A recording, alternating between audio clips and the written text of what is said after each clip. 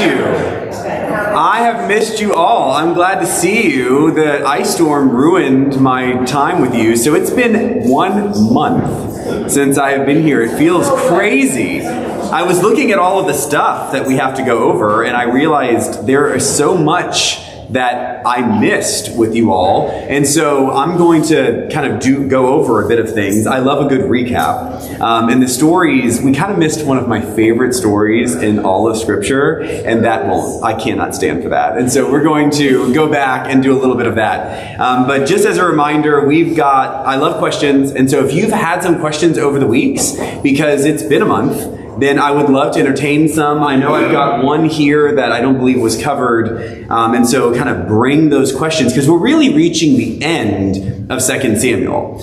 Pretty much after today, the last few chapters of 2 Samuel are non-chronological. And so they kind of close things up with a bit of poetry, and they touch on a few random bits of David's story, but we really are done after today with what would be considered kind of the main narrative portion of David's life. We'll still discuss David, but I want to make sure that we deal a bit with the character of David in particular, but the way in which he navigated some of the messiness of his court troubles that he's had over the last few weeks and chapters that we've been studying. So let's have a prayer, and we will jump right on in and be thinking of your questions, because it's super helpful to know what you're interested in and what you're wondering about as we move forward. So the Lord be with you. Let us pray. God, we come to you today with grateful hearts. We are grateful for the gift of life, for this beautiful day, and for giving us a chance to be together wherever we are.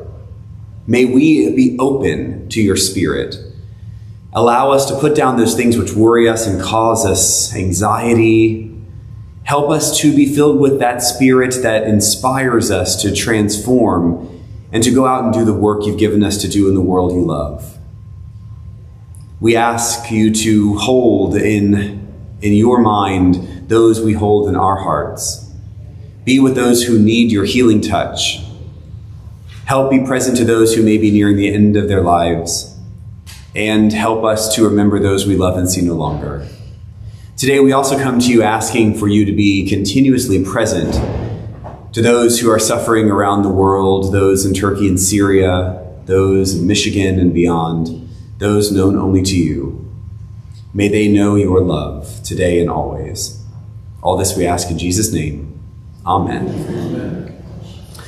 All right, so as I said, I've not been here for a while, and there's some good stuff that we covered. And so what I'd love to do is kind of do a recap of many of the chapters that we've looked at. Probably, we'll go back to maybe chapter 14, 15. We're going to just do the story stuff, because I want to make sure that we know where the characters fit, how they're related, what their dynamics are, because there are so many different ways you can do a Bible study. You can do theological stuff, you can do historical context stuff, but one of the things I want to make sure that we are super clear on is just who are the characters and what did they do? Because if you come out of this study this year and you can't actually say who someone was, then we've kind of missed maybe the basics. And so if you're sitting there, and I would hope that you would be able to tell me who Absalom is and how he impacted multiple people through the story. If you can, great. And if you can't, don't worry. We're going to do just a few minutes on how certain characters fit with one another, because the stories are just so good. So before we jump in, are there any questions over these last few weeks that have been percolating in your mind, or perhaps that you've been wondering about?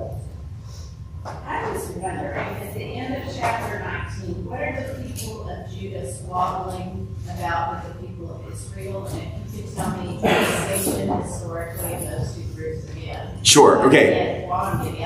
It's a great question. So at the end of chapter 19, and we're going to be finishing with that story today, the people of Judah are quarreling with the rest of Israel. And so if you can remember, in this period of time, we still have a bit of the identity of the 12 tribes. Somebody's watching me live while I'm talking. That's funny. There we are. The tribes come into the promised land from Egypt. Joshua leads them in. Then they set up camps in different parts of Israel. They really are not a unified country. We get the period of the judges, but the judges are all yoked to one particular tribe. And it's not a one-to-one of the story, but essentially every single judge, and we discussed a few of them, they are really tied to a particular tribe. When Saul comes on the scene as the first king, Saul tries to unify all of the tribes, doesn't really make it happen. And Saul's paranoia about David is rooted in part by his inability to unify the tribes. David, as a military leader, at the first part of his kingship, really does bring all the tribes under one umbrella. However, it takes time, generations of time, for tribalism, and I use that word loosely, but where the tribes would lose their individual identities and all begin to understand themselves as Israelites. As we've noted, this story is being written centuries after the action that it describes. And so there are certain moments, and you found one of them, where the differentiation between a particular tribe, say the Judahites, and all of Israel is something of historic interest, because based on the exile and the post-exile, and certainly after the diaspora, and I believe we've discussed this in here before, but essentially if you fast forward to the first century, Jesus' ministry comes and goes, and then in 70, Jerusalem is sacked by Rome because Jerusalem has just been too annoying to the Roman Empire. And they take all the Israelites and they spread them all over the Roman Empire. Those pockets of Israelites, of Jewish people, stay where they are for hundreds and hundreds of years. When we get to the 20th century, and much of what happens, particularly in the Holocaust, the way in which Jewish communities had separate identities and were able to be aggressed upon, when they were not able to defend themselves, is not because the Jews were somehow unable to relate to one another. They had been planted in random places all over Central, Eastern Europe, the Middle East, and over hundreds and hundreds of years, their identities shifted away from being particular tribes to actually being particular pockets of Jewish people. I mean, the genetic lines actually began to diverge because they were separated from one another for so long. And so when we get groups like, you all likely know things like the Ashkenazi Jews, those are a particular line of Jews from Central Europe.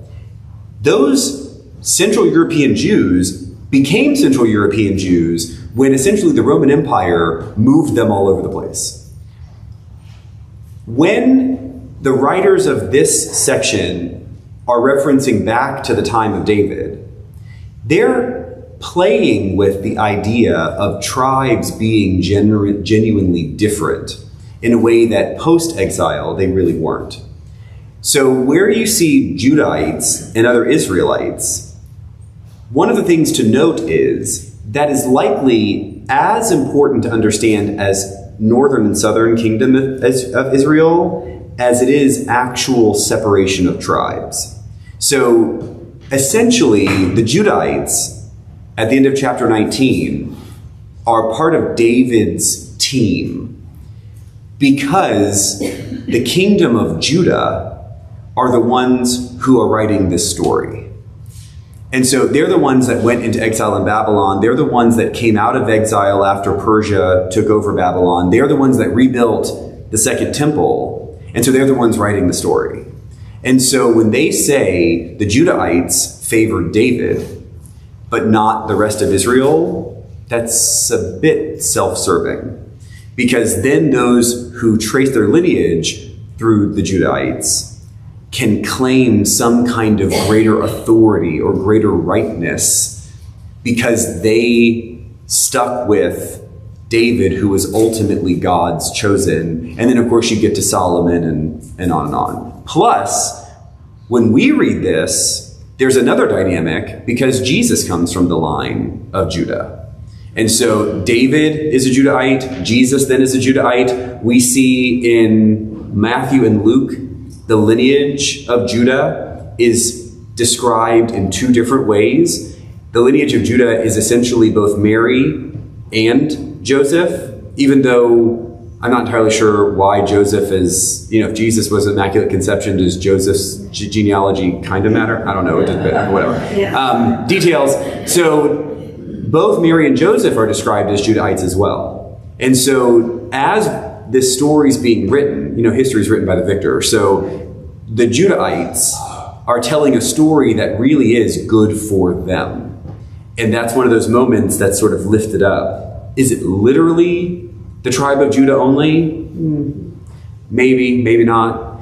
David definitely had extended support. And so the idea that at that point only one of the 12 tribes would have actually supported David seems less likely. But it makes for a better story because of its historic impact on the ones who are writing it. Other questions? I did have one question while you're thinking.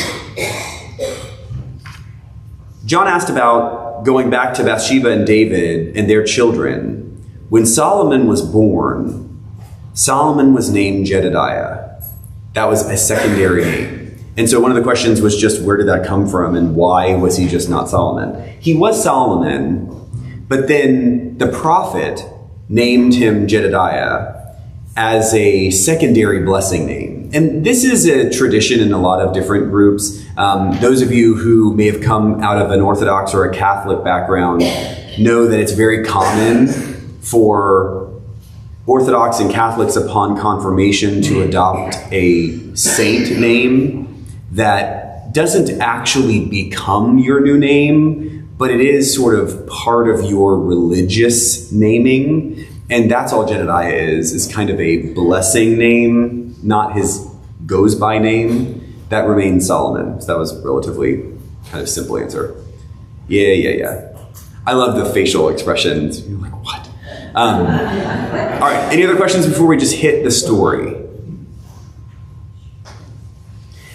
Okay, so what we're going to do is we're going to tell the story over these last few chapters just as a recap. But specifically, I want to make sure we know how people relate to each other. Because what is happening here is totally like English royal family infighting. It's Game of Thrones style infight. It's great. And if you miss the dynamics of the way that everyone is actually related to each other, then it is kind of just a technical story and you don't get all the juice that you get when you realize that like it's cousin versus cousin and it's, half sibling versus, it's awesome. And so here we go. We're going to start with Amnon. Amnon is one of David's sons. Now we have a lot of children. David has a lot of children. And there are a few people who matter more than others. And so I'm going to start writing here so that we can actually trace the tree as much as possible. So David, and I think the people online can see this, so we'll see. If you all need me to move it around, let me know. So David has a couple wives that I guess matter for these purposes. We have Michal, and we have Ahinoam. And now we're going to start to explain how people relate. So Michal has two kids that we care about right here, and that's Absalom and Tamar. Now Ahinoam has one we care mostly about, and that's Amnon. All right, so half siblings, okay? Amnon takes a shine to Tamar and goes to try to seduce her. She refuses the seduction, and then Amnon rapes Tamar. Remember all this? Yes? So Absalom and David, but particularly Absalom, gets mad that Amnon has violated Tamar. Because in the culture, obviously, we have you must be a virgin to be married. And so if you have been violated, then you don't actually get the option of being married properly so that you can have the right kind of life. And so essentially Tamar's kind of set on a particular path that makes her incredibly vulnerable, and she will never be able to bear children. And we've talked in here multiple times about how the highest good of any Jew is to have kids. And so if Tamar cannot get married, she cannot then have children, she cannot fulfill really the highest purpose of her life.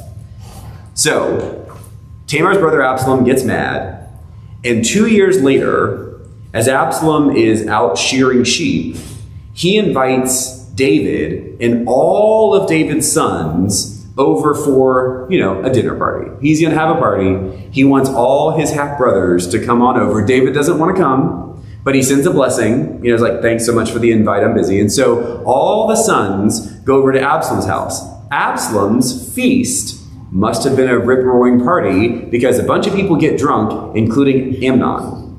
When Amnon is drunk, Absalom takes his revenge on his full sister by killing his half-brother. Okay, we got all that? Yes. That's good stuff, y'all. Okay, so we have here, this is a rape, and then here, this is a killing. All right, so that family tree is a hot mess. Now, interestingly, we've got, I don't think I can write lower than this point, so I'm going to flip the chart. We've got other people here who relate to these as well. So what I'm going to do is, these are David's wives. So we need a moment with David's sisters. Okay, so we've got David, and now David has two sisters that we are concerned about. The first one is Zeruiah. I know, don't you love these names? Love them. This one's easy. Abigail. Abby, over here. Yeah.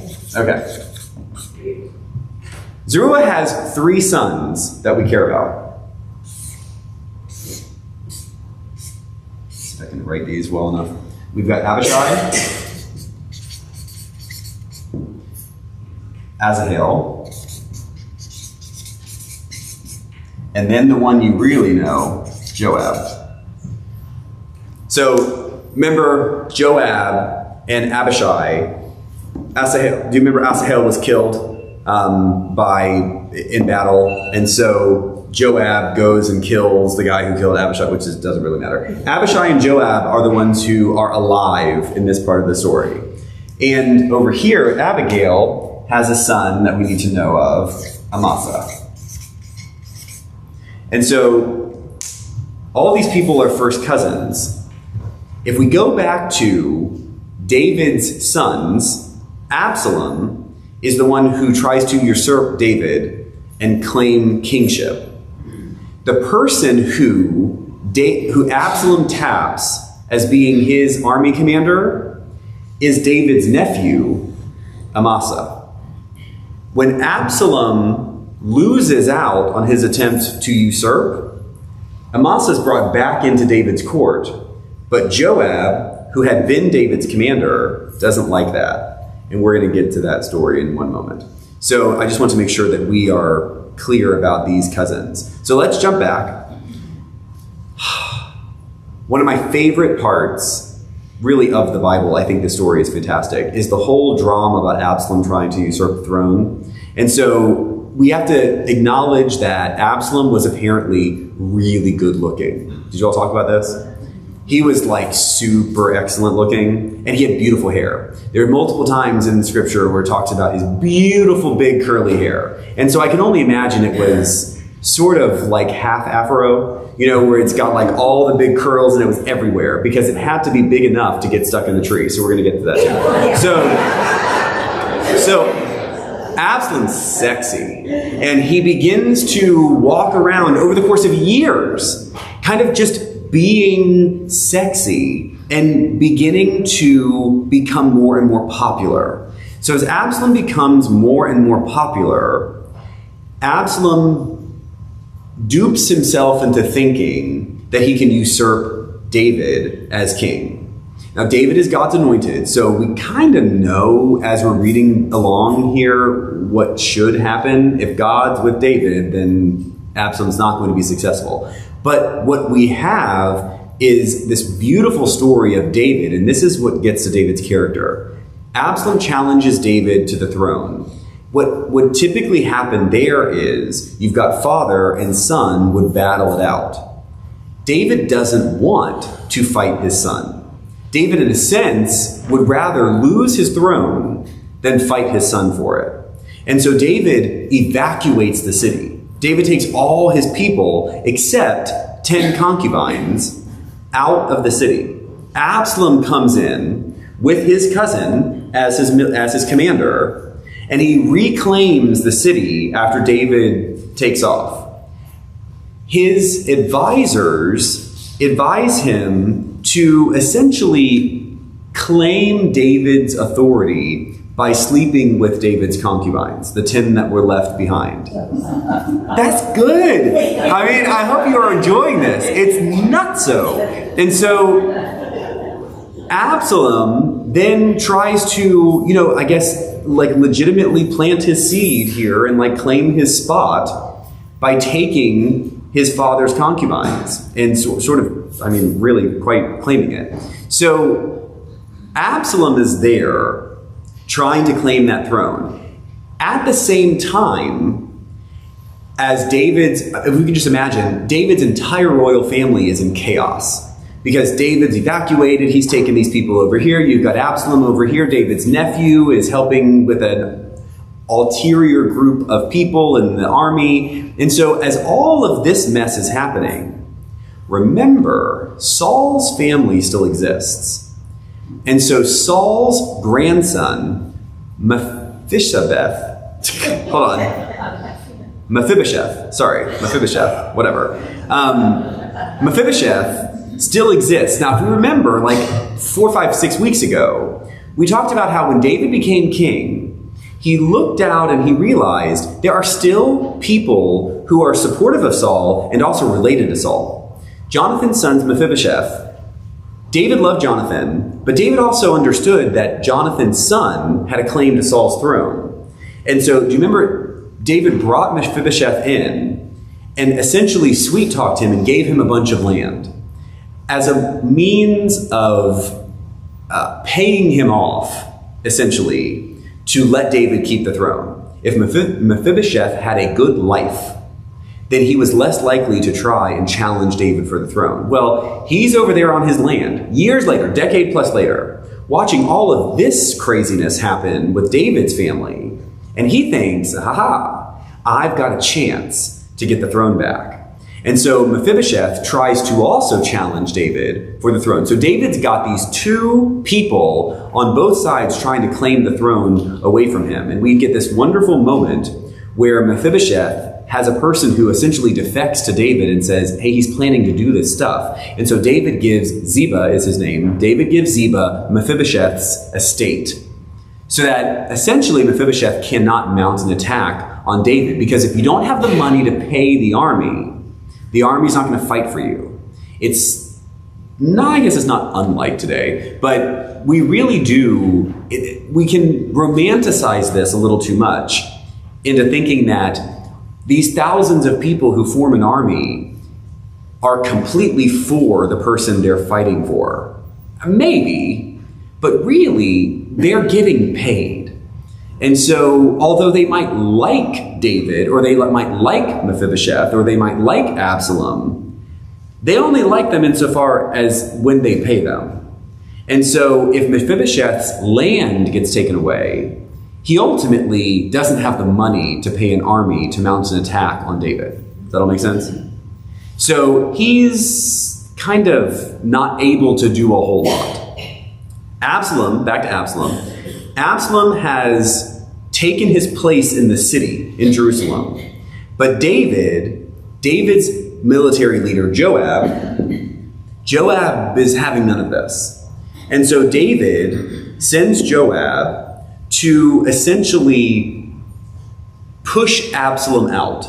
David doesn't want to hurt Absalom, but David doesn't want Absalom to be king. And so when they go to try and do a sneak attack on Absalom, Absalom runs.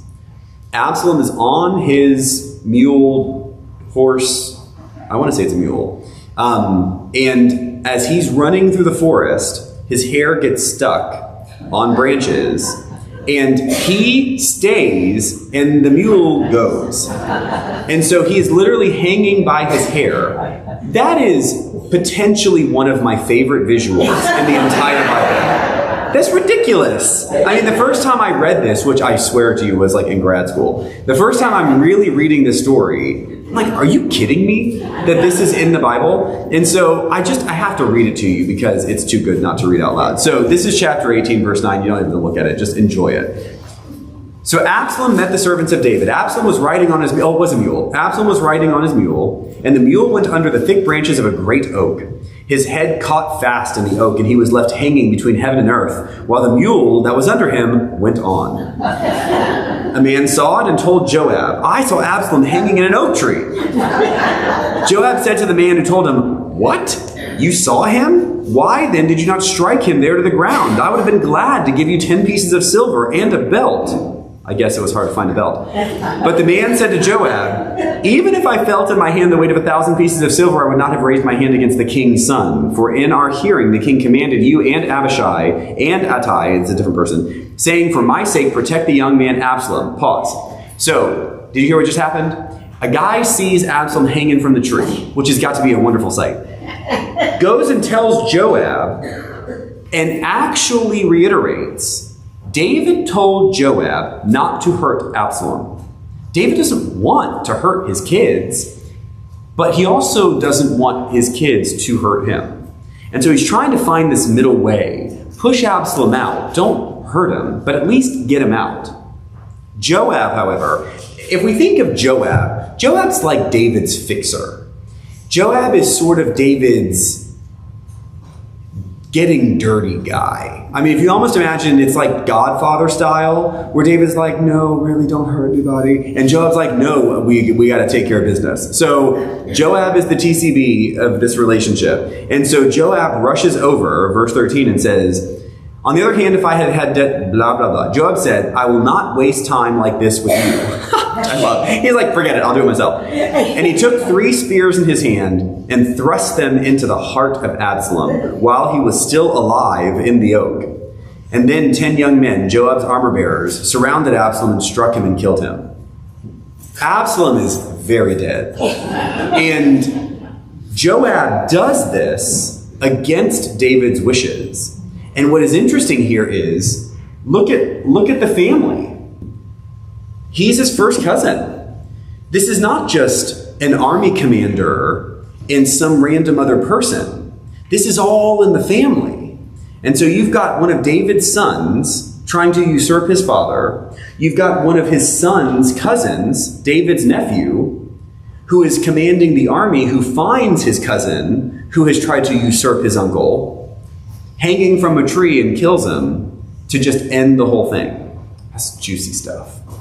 And so that is all the sort of stuff I wanted to go over today to make sure that we had the relationship of the family all very clear. We're not done yet, because now that Absalom is dead, the family kind of comes back together, sort of, but it doesn't work out for everybody.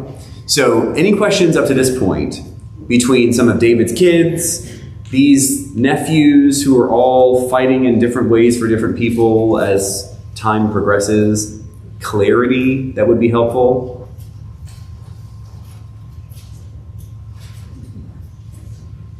Yes. Yes. What are concubines? What are concubines? Thank you. So for everyone who is unclear, a concubine is essentially not a wife, but a woman who would also bear children for the man involved. And so it's a harem, kinda. But not wives, just extra baby bearers. Mistresses. Not even mistresses, because they're not secret. They live over there. So what would happen with kings at this time is, not kings at this time, kings at any time, is the more kids you have, the more likely your line is to continue. And so you may only have 1 or 2 or 3 wives because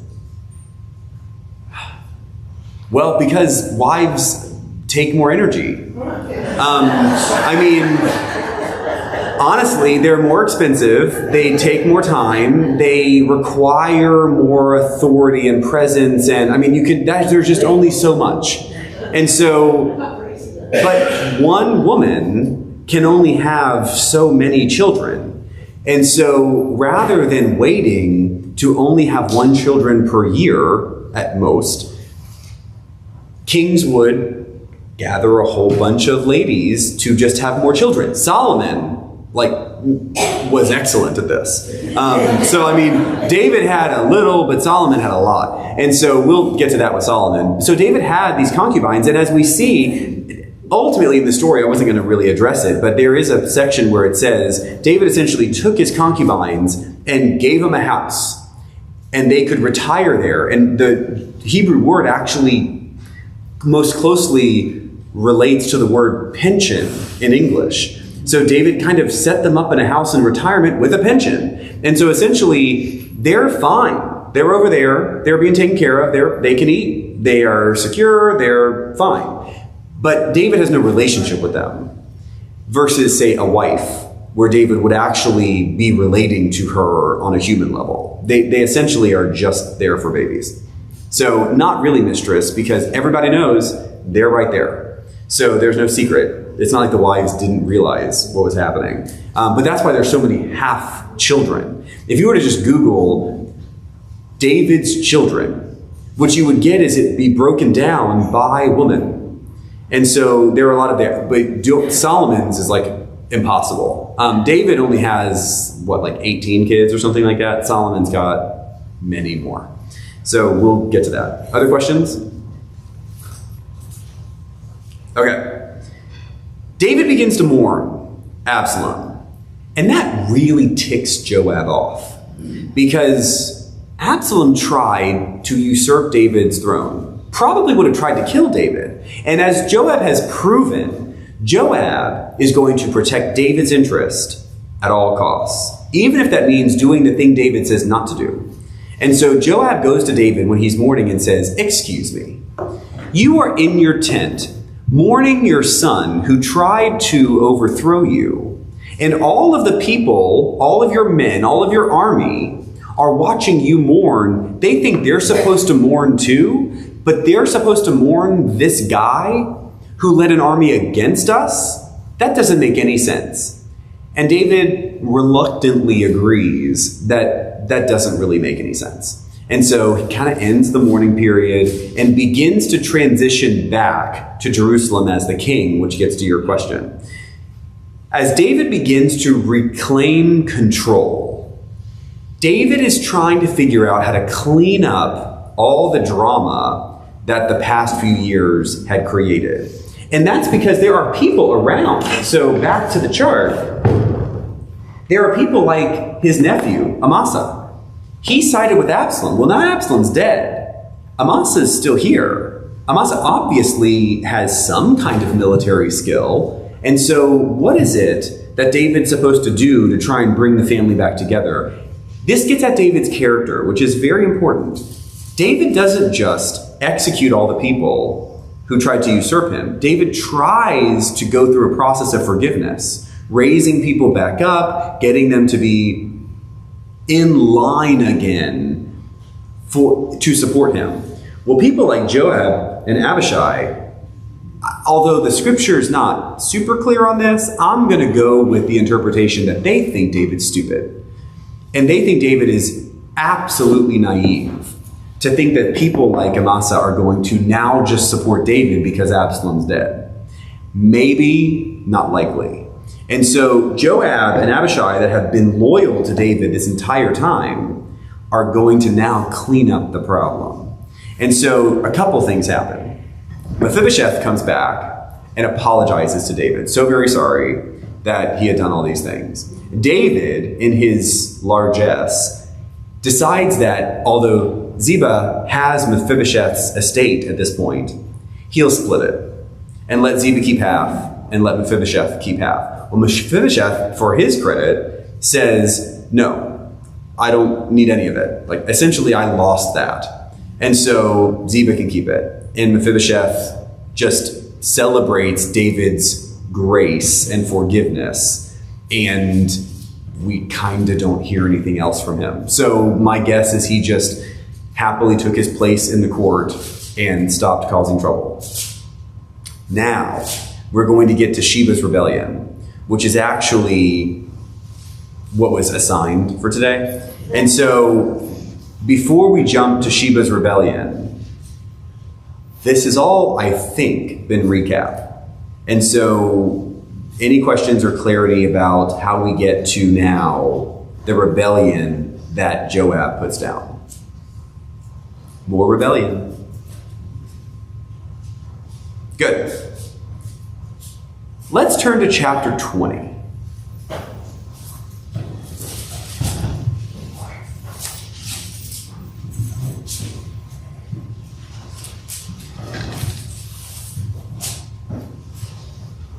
Chapter 20 pivots back into David as king. So we've gone through all the mess of David losing and moving and evacuating, and now David has come back. And as we noted, the whole bringing David back to power at the end of chapter 19 happens it still happens kind of in a messy way. The kingdom is really disjointed right now. Tribes aren't entirely sure who they can trust. I guess David's still king, but they're not absolutely clear. So we get at the end of chapter 19 that the Judahites are fully behind David. They essentially bring David back to Jerusalem, reestablish him as king in the city. But they're only one of the 12 tribes. And the other tribes are sort of just not doing anything. Saying they support David might be a little too generous. Instead, it's probably more accurate to say they just can't do anything else at the time.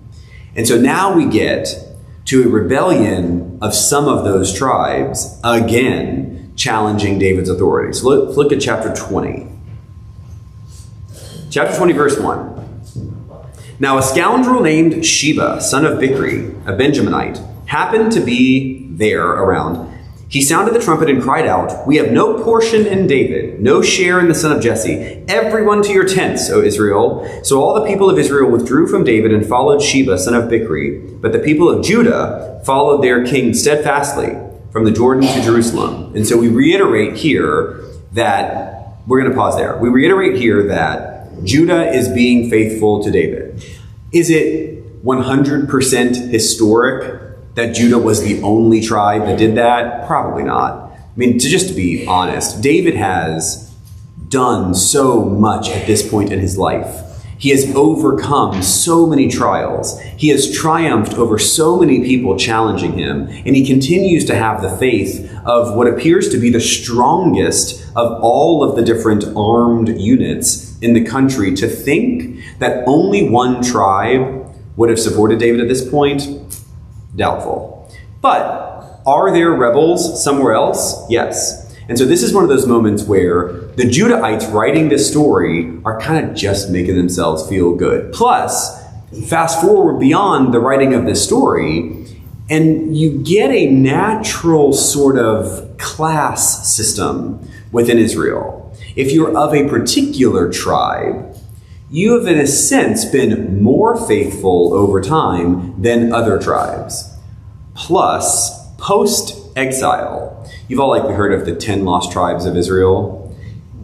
They are the tribes that were part of the northern kingdom, Judah being the tribe in the southern kingdom. And so being identified as anything but a Judahite and a Levite, essentially, are not really helpful anymore when this story is being written. That's why we kind of get Judah and everybody else. So David, as he's trying to clean up all this stuff, remember he had put his concubines over there, given them a pension. He begins to reestablish his army. And we see that David speaks with Amasa, his nephew, to summon all of the Judah troops and try to put down Sheba's rebellion. Well, shockingly, Amasa, remember, who had been helpful to Absalom, just drags his feet and doesn't actually get any of this done.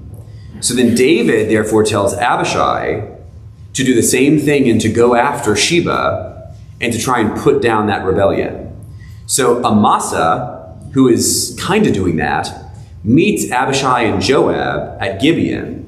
And Amasa goes to meet Joab and Abishai, and he is surprised. Let's look at chapter 20, verse 4.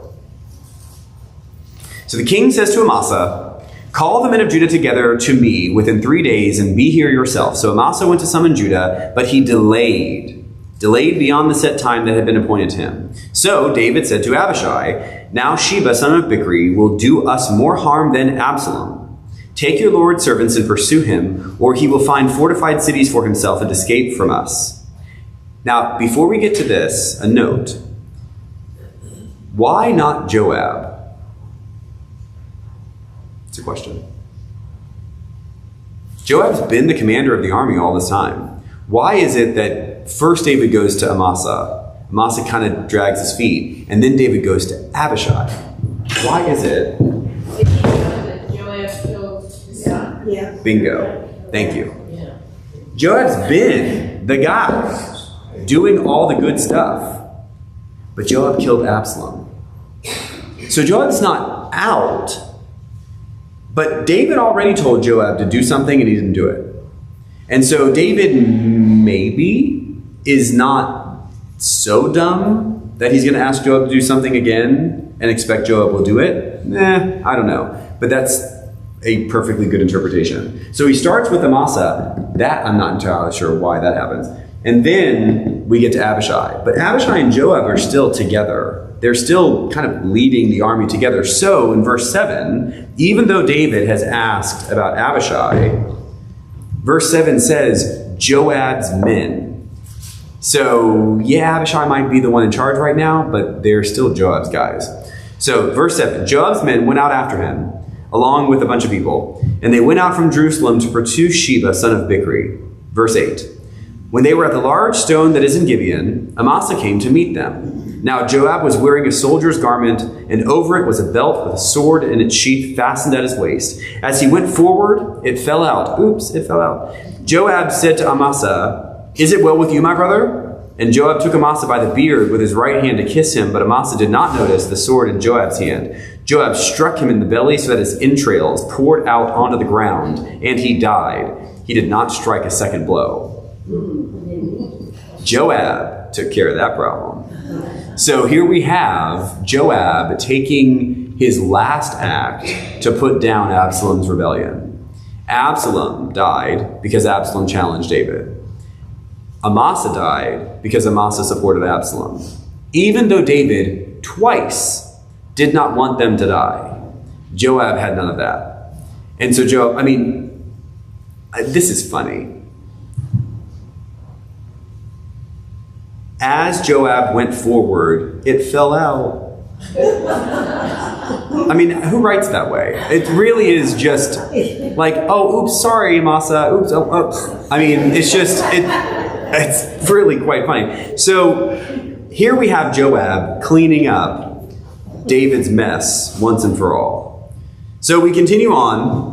The army pursues Sheba. They meet Sheba at Abel, a stronghold of Sheba's rebellion. So at this point, the story implies that Sheba has amassed some kind of rebel force that's decent, and they've done so at Abel. A wise woman of the city, all we know is a wise woman of the city, sees that her city is about to be flattened. You've essentially got a rebellion in Abel, and you've got David's army, led by Joab and Abishai, coming to Abel to put down the rebellion. So what gets destroyed? The city. And so a wise woman of that city tries to figure out how to prevent this from happening. So let's keep on with chapter 20. I love this woman. Here we go. Chapter 20, verse 14. Sheba passed through all the tribes of Israel to Abel, and all the Bichrites assembled and followed him inside. So now he's in the city. Joab's forces came and besieged him in Abel. They threw up a siege ramp against the city, and it stood against the rampart. Joab's forces were battering the wall to break it down. Then a wise woman called from the city. So you imagine he is trying to break down the walls of the city. This woman is probably like up on the wall, like, hey, hey, you know, they're trying to like, boom, boom. It's like, hey, hey. Okay, so wise woman called from the city. Listen, listen. I love that. Listen, hey, listen. Tell Joab, come here, I want to speak to you. So Joab came near her, and the woman said, are you Joab? Yes, I am. And she said to him, listen to the words of your servant. And he answered, I'm listening. She said, they used to say in old days, let them inquire at Abel so they would settle a matter. I am one of those who are peaceable and faithful in Israel, and you seek to destroy a city that is a mother in Israel. Why will you swallow up the heritage of our God? And Joab answered, far be it from me, far be it, that I should swallow up or destroy. That is not the case, but a man of the hill country of Ephraim, called Sheba, son of Bichri, has lifted up his hand against King David. Give him up alone, and I will withdraw from the city. The woman said to Joab, his head shall be thrown over the wall to you.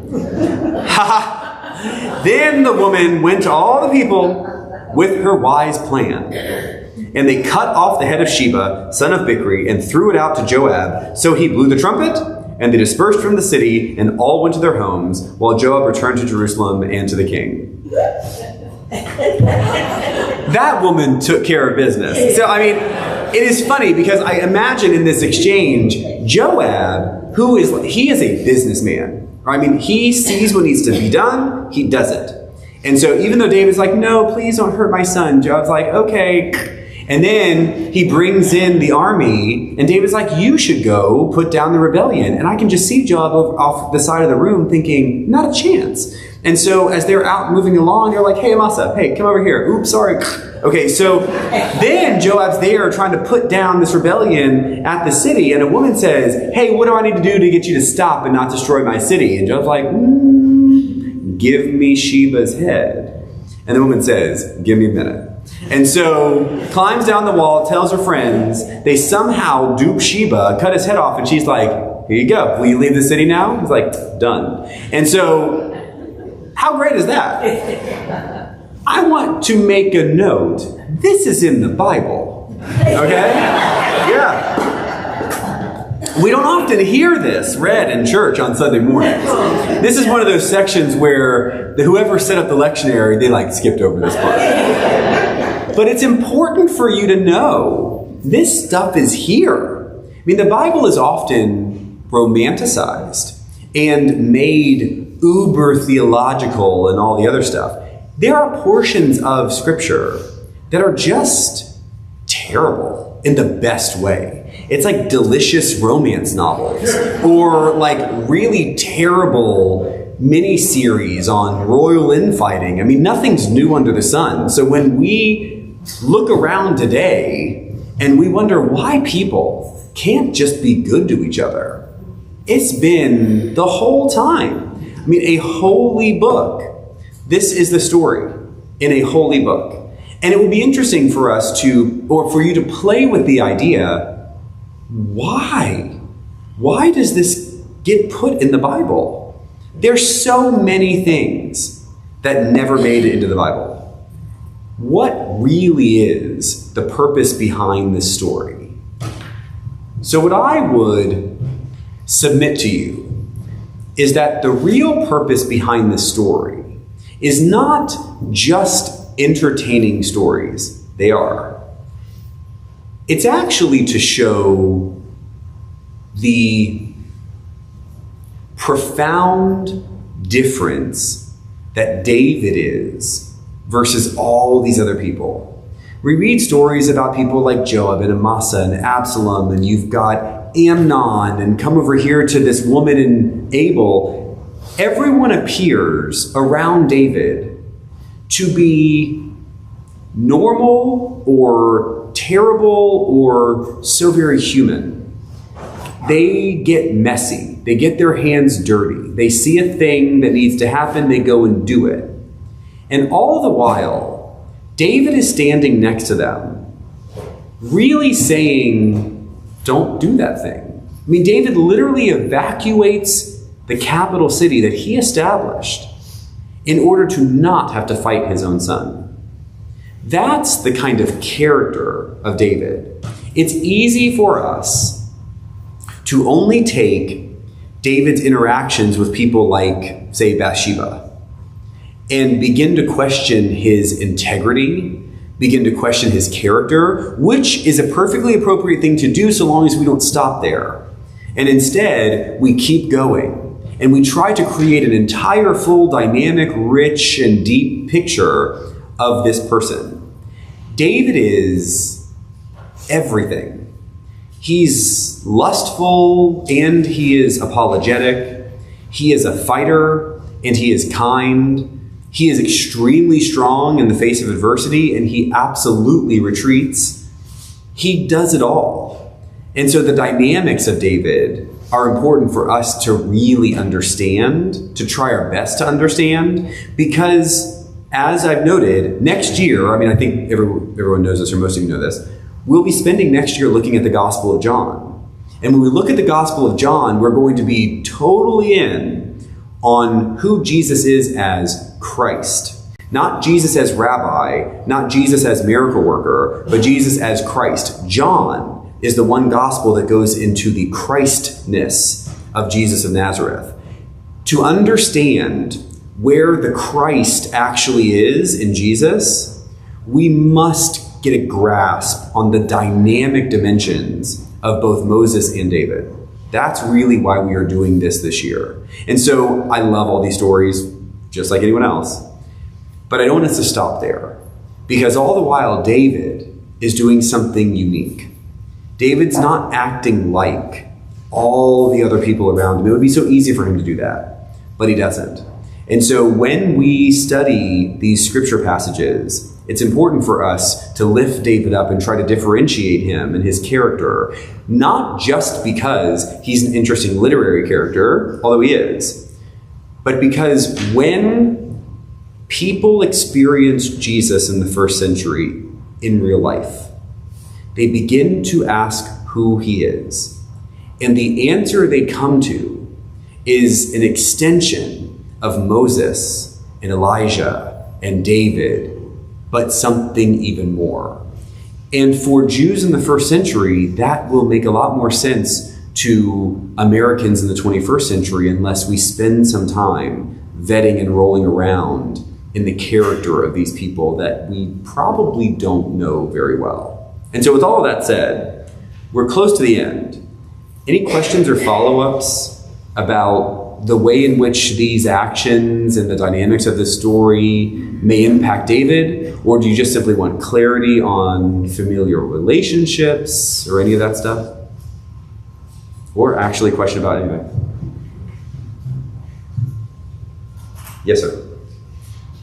So in verse 24, it says that Pharaoh was in charge of forced labor. There's also a pattern of slavery all through this. It's sort of not really brought out very much, but it seems like it's always there. Slavery is always there? Yeah. Well, slavery is everywhere in the Bible. So it's...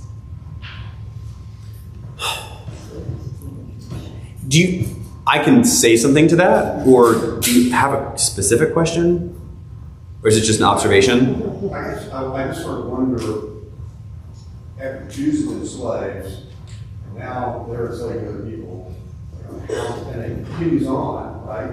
And other civilizations do exactly the same thing. It just seems like it's this dark thing that humanity has had since time immemorial. Oh, that slavery is just something that we've been doing forever? So, correct.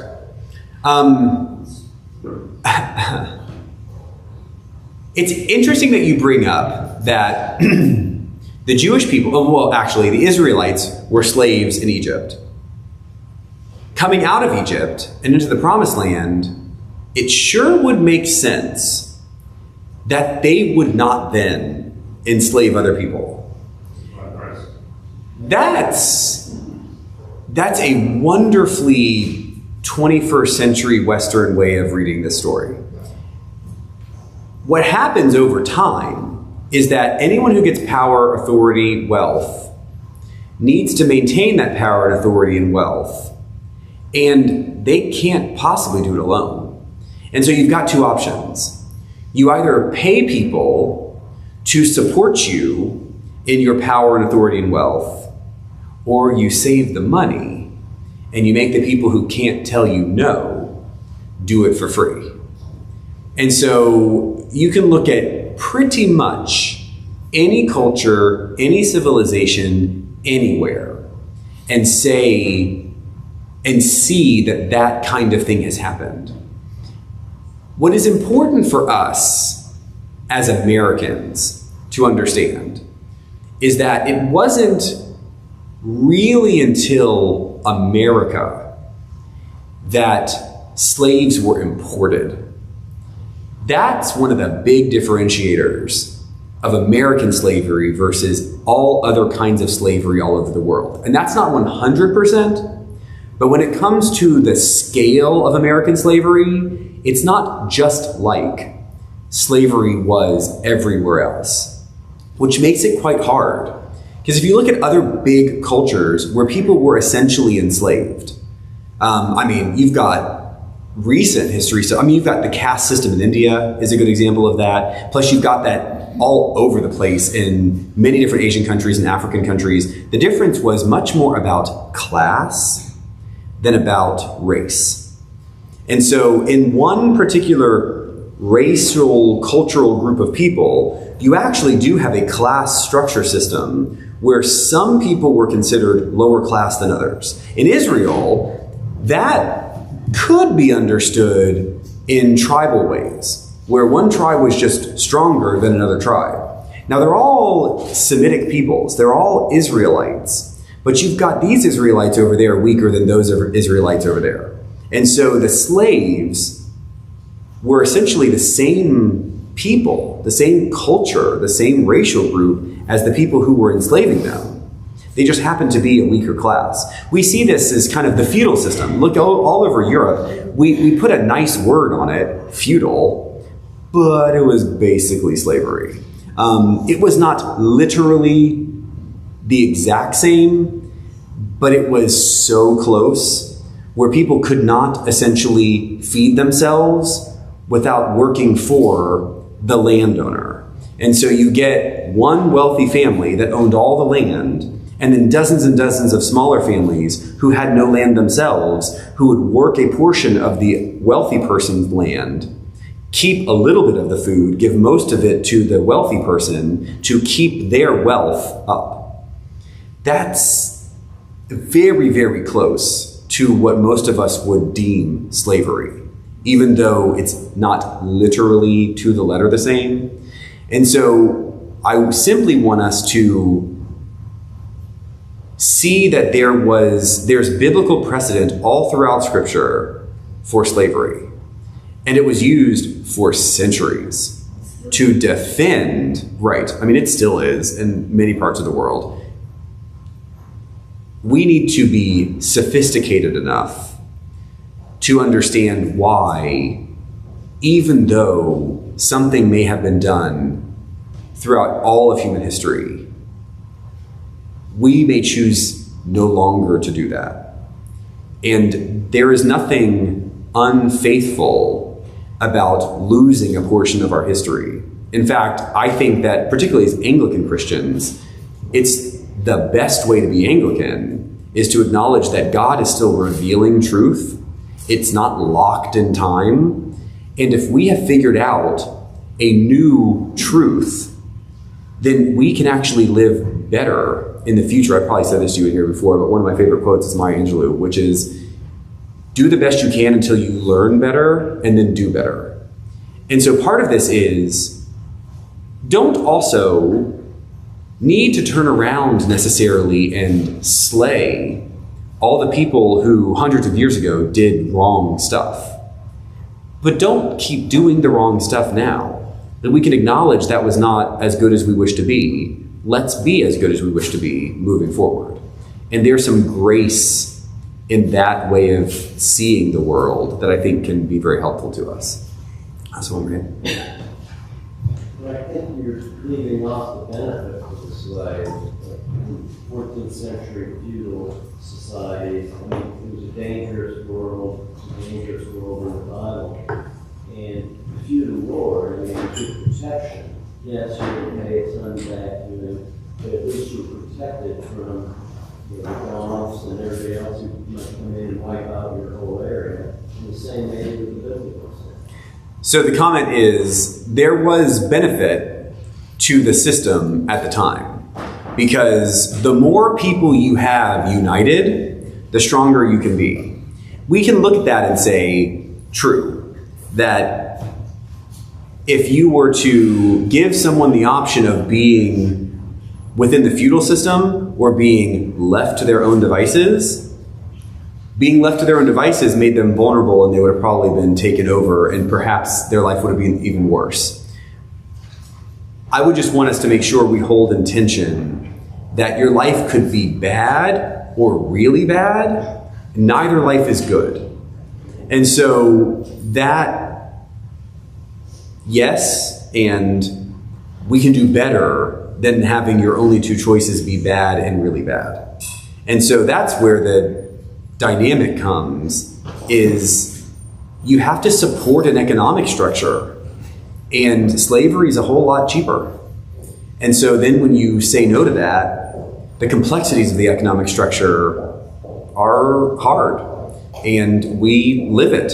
We live with that complexity right now, but it's better to try to deal with the complexity and the demands than it is to slide back into a structure that really dehumanizes other people. All right, that was more than you bargained for. Happy Wednesday. I'll see you next week.